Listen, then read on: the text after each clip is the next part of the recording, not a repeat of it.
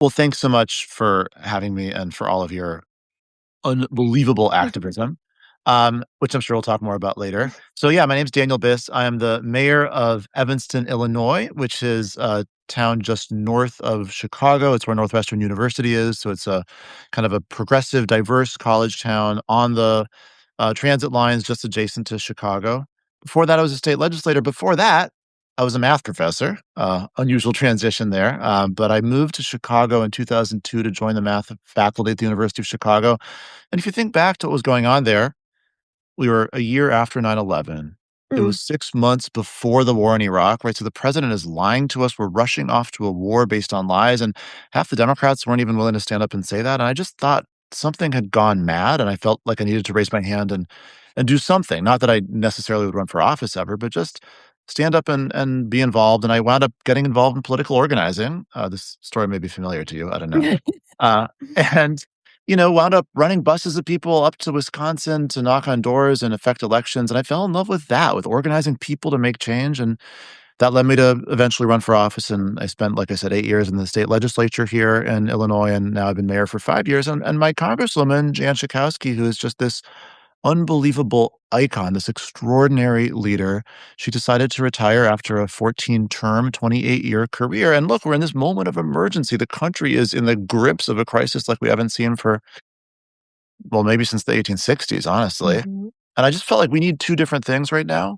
Number 1, we need somebody who knows how to make things happen in government with courage and backbone, even in the face of powerful opposition, even if it costs them their own political career. And number 2, we need someone who understands that we're not gonna fix this just in government. We need activists out on the street, organizing, demanding change across the country. And so we have 2 different, qualities that I think are necessary. Jan Schakowsky, the incumbent, has both. Nobody else in this race has both, and that's why the campaign feels so urgent to me. So, Daniel, one thing I would ask you about obviously is guns, because I was the founder of Moms Demand Action. I led that organization for about 11 years, and we achieved a lot in the state of Illinois. Things that we really couldn't do because there were Republicans standing in the way for so long. And then these amazing activists, particularly after the horrific tragedy at the parade, really activated and started showing up in Springfield and just really like demanding change and demanding stronger gun laws. And I was just really inspired by that activity, and it just goes to show that when people come together, like you said, they can achieve things. And so, what are your thoughts on guns in Illinois, and what would be your position if you were a member of Congress? Well, I'm a passionate supporter of gun safety. It's something that I was committed to during my time in the legislature. It's something that mayors don't have as much jurisdiction as you might hope, but I've done a lot on that as mayor of Evanston as well. And I have to tell you, Shannon, when I arrived in Springfield as a state rep in 2011, the landscape was so bad. There were Yes. so many people in both parties who were really terrified of crossing the NRA. There were people in swing districts who thought the politically safe thing to do was to vote with the NRA. There were people who, knew that maybe most of their constituents wanted common sense gun safety legislation, but they were just scared of this fringe who would never forgive them for doing the right thing. And I have this vivid, just horrifying memory of it was right at the end of legislative session, I don't know, maybe 2014 or something, 2015. I don't know. It was not that long after the Sandy Hook tragedy. And we were trying to just ban high capacity magazines. And parents of kids who had been murdered in Sandy Hook were in the Capitol advocating, and the Senate voted that down. It was just Yeah. wrenching. And so I've watched as we've made real progress in Illinois. Unfortunately, progress that's been motivated by tragedy, but Yeah. also, and I think it's critical to say, progress motivated by activism, where the Yes. legislators, the politicians are following the activists, where the space has been created to change what's possible and to change what's being demanded. And as a result of that, better legislation has come.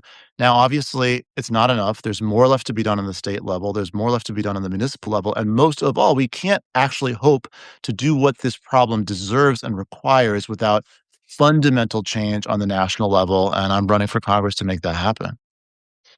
I love to hear that. I want to talk about another issue that's just roiling our nation right now. So many are, but in particular, ICE, and it's coming to all of our communities. And I'm just really interested in, we've seen a lot of organizing, everyday people, particularly moms, who are standing up again to armed people in the streets, whether it's ICE agents or men who show up with guns at our rallies and marches, and we play this role over and over again in this country. And so I think women and moms in particular are watching this and saying, what can we do? How can we stop this? And I'm curious as to your position on what's happening right now with ICE.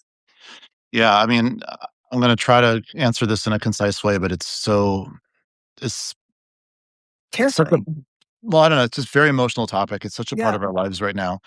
Our Evanston's just outside of Chicago. We were in occupied territory for a lot of the fall with masked men running around our streets. It got so bad there would be, low flying helicopters to look and see which lawns had landscape workers in them, and then they would radio down to the ground, and then an SUV would roll up, and a masked armed man would jump out and tackle the person and kidnap them, over and over again. And then these guys stand in front of a podium at a press conference in Washington and say, "Oh, we're going after the worst of the worst." Mm, It's so violent and brutal and undemocratic and dishonest. yeah. And so we in Evanston, unfortunately, experienced this. And by the way, then we got to a place on Halloween, it was actually, where they were all over town. It was so violent, it was so extreme that every school child in Evanston had indoor recess that day. Every first grader had to go home and ask their parents, "Hey, mom, hey, dad, why wasn't it safe to play outside today on this beautiful day?" And the answer was, "'Cause your government was here.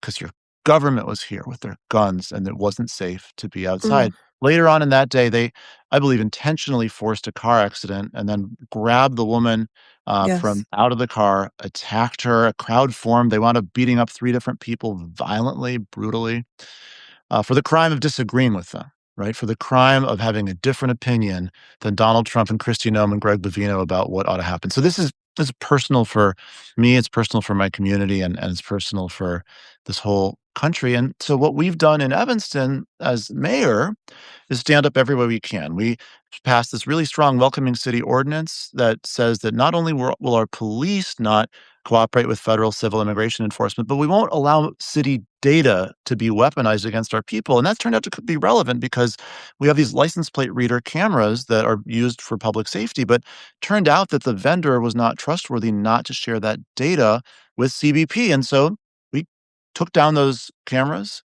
and then the vendor came back and put them back up against our will, so we actually had to cover them up with opaque bags so that we weren't allowing a private company to spy on our residents and snitch on them to the federal government. We passed an ordinance creating, ICE-free zones, and, we also have a policy that basically said, "Listen, if ICE are here in town and a 911 call comes in, our city police is gonna respond like any other, situation." And so when they caused that car accident, we took an accident report, which means we saw their driver's licenses, license numbers, and names.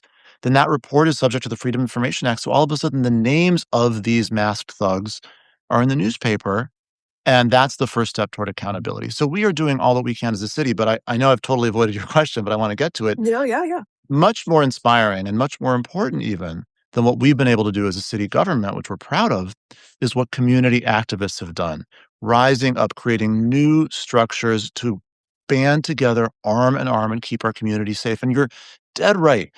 Women and moms in particular have been at the forefront of it.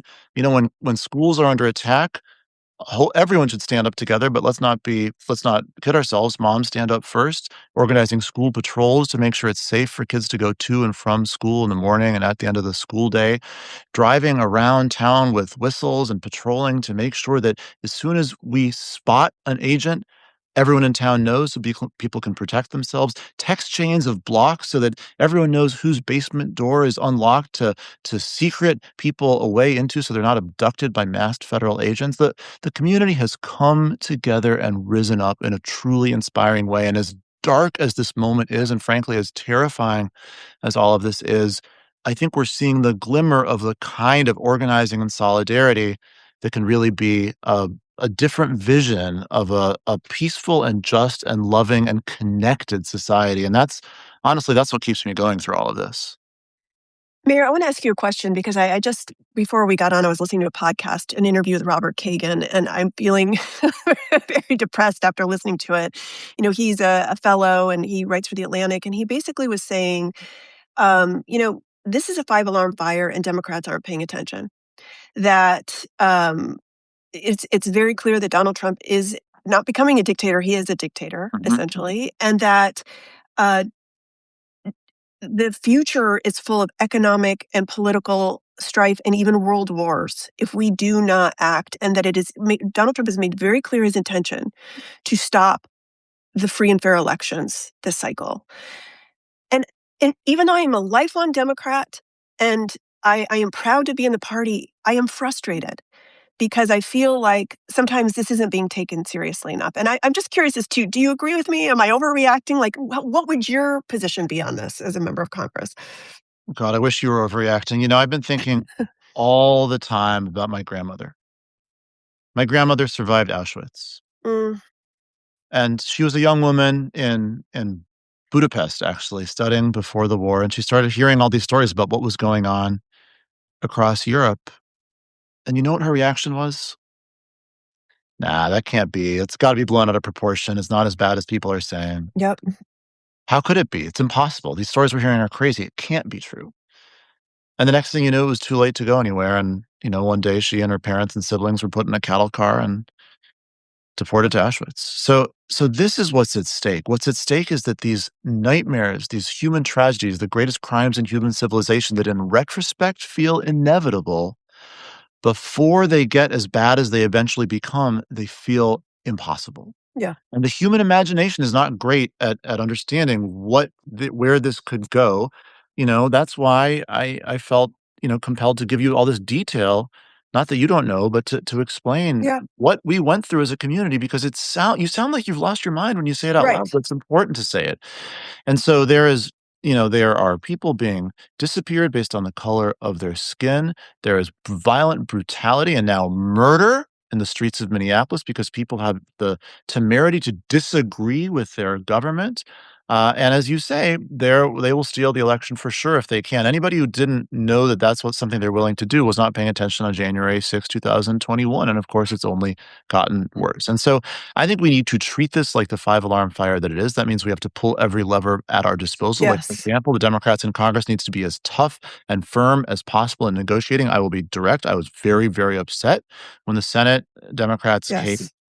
We were in the process of holding firm and using one of the few levers of power the Democrats have, and then we gave it away. That was a terrible mistake. When I'm in Congress, I'm Agree. gonna be making sure that the House Democrats don't ever make a mistake like that. Obviously, there's the DHS funding negotiation going on right now, and the Democrats need to stand firm. We can't be a part of funding this Nope. army of thugs, of masked men walking our streets and grabbing our children. And so I think we need to be clear and direct. And then the last thing, to your point, we need to prepare to really address the issues relative to the election. And one of the things that I think they're planning is they would like to make sure that the use of these ICE and CBP folks and even National Guard is gonna be deployed selectively, strategically in places where they want turnout lower, right? Mm, Like in Democratic parts of swing yep. districts and swing states. And we need to make sure that we prepare for that by telling people in advance, they want to scare you out of voting because they are scared of you, Yes. because they are scared of what happens if you use your voice and exercise your power. And by the way, we're not gonna tell people, I never, ever, ever sugarcoat things. I'm not gonna tell people it's safe to go outside if it isn't. What I'm gonna tell people, and what I think we should all tell people instead in advance, is here's how you vote early.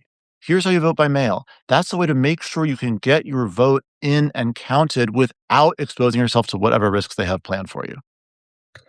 Yeah, and I think, Mayor, you and I believe, are both parents of trans kids, and, that was just such a terrifying awakening for me, which was, right before the election, my kid was going to get their gender and name changed on their, passport, and I don't want the government to know who they are and the fact that they're non-binary. Like I to me, it's terrifying. And this just became such an issue in the last presidential election. This idea, oh, Dems should moderate and not care about the most vulnerable. I mean, I'm curious as to where you stand on that issue, especially as a parent of a trans kid. Yeah, you're you're covering all the most emotional topics. I'm gonna try to get myself together here, Shannon, but it's so hard, and you know, I I've gotten more comfortable telling the story of when we first knew that our older kiddo was we didn't know the word exactly, but turns out to be non-binary, and it was summer of 2015, and they asked us for a skirt. They asked us Mm, for a dress, actually. And, Karen and I didn't know what to make of that. We had to educate ourselves. We had to listen to our kid. But it became clear it was something real. It was serious. And so after a lot of conversations, we went to Target and we bought our kiddo a skirt. And, mm, you probably remember this, Shannon. I will never forget this as long as I live. I could live to be 150 and not remember, my own name and my wife's name. I will never forget just the feeling of seeing this child put on this skirt and exhale for the first time, Be themselves. be themselves and feel like I get to be me after all. This feeling I've been carrying with me that I don't get to be me, that something doesn't fit, that something's never going to be right. It doesn't have to be that way. Mm, And, you know, I don't want to pretend that it's been an easy journey, but what I can tell you is that kid is thriving right now in so many ways, mentally healthy and physically healthy and a great student and everything else. And we wouldn't be here. I know we wouldn't be here if it weren't for life-saving healthcare. yep. And so just the fact that they want to tear that healthcare away from families and children and doctors to put the government in the way of these basic decisions, in the way of the research, in the way of the adults who love the children, who the children trust, it is infuriating. And to your political question, I'm so glad you asked. I mean, there's no question that the trans issue is a problem in the Kamala Harris campaign. And so some people say, well, she shouldn't have talked about trans issues all the time. She didn't. She didn't say a word about trans Right. issues. The problem is that by ducking the question, by hiding from the issue, she allowed Yes, Republicans to say what she thought. exactly. What we're for is we love children and we want them to be safe. We want families and children and doctors to work together to find the solutions that make most sense for them. That's not a radical position. But if we don't say a word and we duck the question and we seem scared of talking about it, they can make it seem like, well, of course, these guys have a radical position. Otherwise, they would be willing to say what their position Mm, is. So I believe very strongly that pretending the issue is not there is absurd. It's a political loser and it's wrong and it's unjust. By the way, I believe in empathy. I know that a mhm. lot of people have a lot to learn about this issue. I have a lot to learn about this issue. So I'm not about canceling people for using the wrong pronouns or Right, bullying people or yelling at people. I'm about calling people in and inviting them right. to learn with me and being open minded, but not ducking the question or throwing the most vulnerable people in our society under the bus. Who are we? Who Mm. are we? I'm thinking about moving to Illinois and voting for you. Oh, Um, we need you Mayor here. So, Mayor, let's talk about the primary because the money in this race is like bonkers, and a lot of it is coming from out of state. Not enough people pay attention, as you know, to the primaries, and we kind of like all check out and then we complain, oh, the Dems are too weak or they're too extreme. So we have to remember that primaries pick the party. So tell us a little bit of what's going on in the primary. yeah, thanks for saying that. I think primaries pick the party is real. I've never heard that phrase. I think it's really, really perceptive and important, right? If we're mad at what the Democratic Party is, the primaries literally are the thing that decide that. Yep. And in this race, like in many, many races across the country, the primary also determines the election because it's a safe Democratic seat. Yep. So our primary is in 41 days. It's on March 17th, St. Patrick's Day. There's a lot of jokes you can make there if you want. Um, and we have 15 candidates, which is a wild thing to say. Um, 15. 15. By the way, in Illinois, whoever gets the most votes wins. There's no runoff, there's no ranked choice. So if somebody wins with 10% in a field of 15, congratulations, Mm, you're the member of Congress. Um, so I would say there are three people who have created some separation. There's myself, Kat Abugazaleh, and Laura Fine. Kat is an influencer who's got a really strong online presence. I think probably she's the one who folks out of state in your network are likeliest to have heard of, and I think she's a powerful online communicator. I do think her connection to district is much less than mine, and as I said at the beginning, I think you need someone who's shown the ability in government in the face of tough opposition to really make things happen even when it's hard, and that's something that I have and that she doesn't. And then the other candidate is Laura Fine, who's a state senator, and it's kind of the opposite. I said early on, we need someone who understands activism, who knows how to motivate people, who puts their own body on the line on the street, and that's something that has not been really an interest of Laura's throughout her decade plus career in the state legislature. And so I think I offer the full package of what's needed in this moment. But to your point, what's interesting about this race is, I've been the front runner. There's not been any poll that's been released that's shown me behind. I have the most endorsements and support. I'm endorsed by the congresswoman Right. whose seat we're trying to fill, Congresswoman Schakowsky, who's a beloved, amazing icon in this district, endorsed by Elizabeth Warren, other members of Congress from Illinois, the Illinois AFL-CIO, and other labor unions, and I've got this wonderful coalition that we're putting together, but I'm being outspent. And now you might say, "How could Mhm. this be?" And who is the big donor in Illinois who's really trying to help somebody else? There isn't one. It's all out-of-state money. In the last quarter of 2025, both of those other 2 candidates raised 92% of their money from out of state. Wow. 92%. And, Laura, the state senator, she's basically entirely bankrolled by AIPAC, the America-Israel Public Affairs Committee, which is the lobby group that supports Canada to support the policies of the current Israeli government or support a blank check in military aid to Israel. So, well over 80% of her money is from AIPAC donors. She raised over $50,000 in the last quarter from Trump donors. In fact, she raised more money from Trump donors than from our own district. Interesting. And so it's just a wild situation, and I think it really explains how dangerous and scary the campaign finance nightmare is in this country, and how important it is for people to pay attention to these primaries and really vote for someone who represents the values of the district, not the values of out-of-town MAGA donors. Yes, absolutely. So you said there's 41 days, and I'm sure you're exhausted, but you're gonna, run through the tape. So You bet. tell us, Mayor Biss, if people are watching right now from out of state or from Illinois and or what can they do to help you? Well, thank you very much for asking. I mean, first of all, I mentioned this money situation, and so we definitely need help funding our campaign. And so, if folks are able to make a contribution, it's enormously helpful. We also would love for folks to volunteer their time, and you can even do that remotely. You can do phone banking remotely or potentially text banking remotely. And of course, you can do either of those things here or knock on doors here. That's critically important. And then finally, this conversation is a great example of what we need. We need people to just communicate with their networks. If you feel like I'm the kind of person you want representing this district in Washington, talk to people, let people know. One thing that I find interesting is we are understandably, and I'm definitely no different, we're so passionate about, like a presidential general election. But the truth is, it's kind of hard to find people who are undecided between Kamala Harris and Donald Trump and need our advice on who to vote for. But in a 15-person primary, there's lots of people in this district who are still trying to make head or tail of it, still trying to make up their minds. And if they hear from someone they trust and know, hey, listen, I think it's important to vote for Daniel Biss for Congress because I think he can make a real difference in this moment of nightmare. It matters. And so those are the 3 asks: financial help, volunteer time, and spreading the word. Mayor Biss, I have a question for you just because we have a couple minutes left. I know you mentioned that you would protect the elections by making sure there weren't, ICE agents and other, Trump militia trying to prevent them from voting. But someone who wrote in and asked a question, how would you protect elections? Yeah, so there's multiple different layers, right? So part of it is we need to make sure that we're using early voting and mail voting as aggressively as possible to make sure that people have the opportunity to vote before whatever chaos goes on the streets on election day.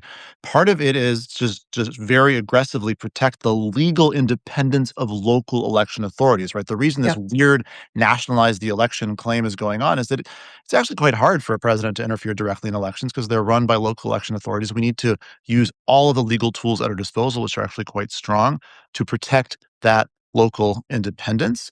That's really, really critical.